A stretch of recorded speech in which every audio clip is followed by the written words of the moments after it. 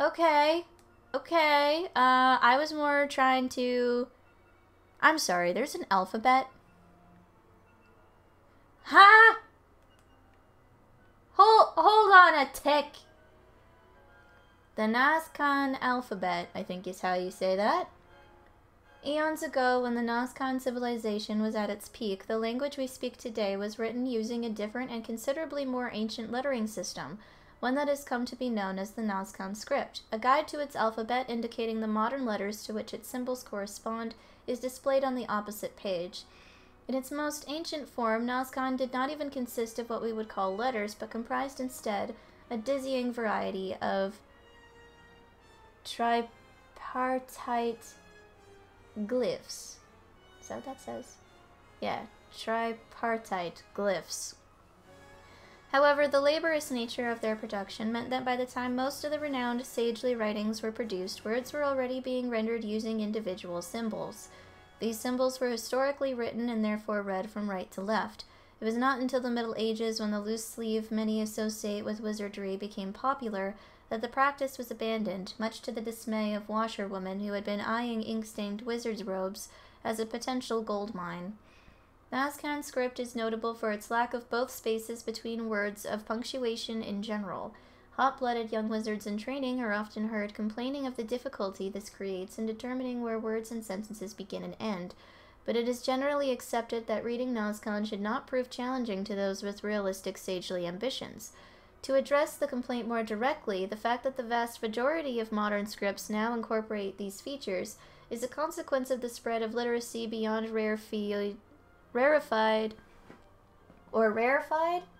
scholarly circles and the concomitant need to assist the common reader. I'm sorry, I need to, like, dictionary that. What the fuck?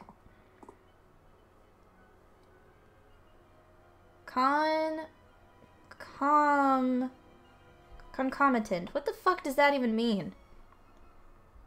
Naturally accompanying or associated. When used as an adjective, as a noun, a phenomenon that naturally accompanies or follows something. Oh. Okay.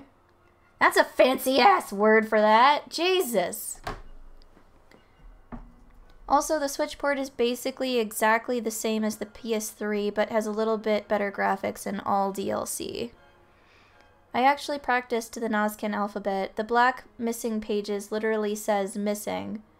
Oh, that's interesting. Huh, that's cool. Yeah, because, like, there's on the wand it has, like, the different letters, so I'm sure if I look at the script and then look at the letters, it'll tell me what it says. More astute souls will by now have noticed that the Nazcaan script does not distinguish between lower and uppercase letters. In fact, it was not until the development of the printing press, many centuries after the fall of the Nazcaan civilization, that such a distinction was conceived. Indeed, the two categories were named after the upper and lower drawers or cases in which the movable type was stored, but that is a digression for another time.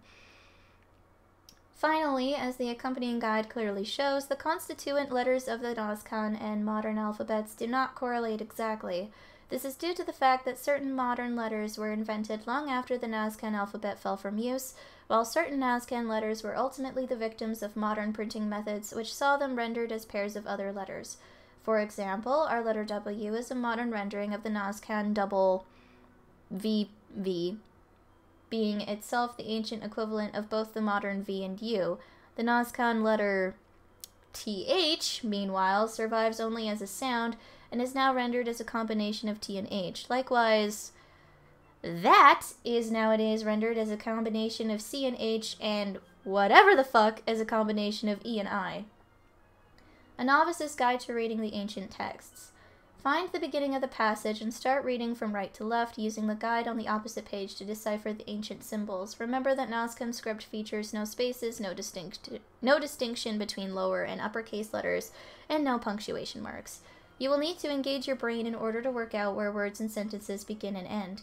Be aware that some of our modern letters did not exist in the Nazcaan alphabet, with J, U, and W being represented by that, respectively.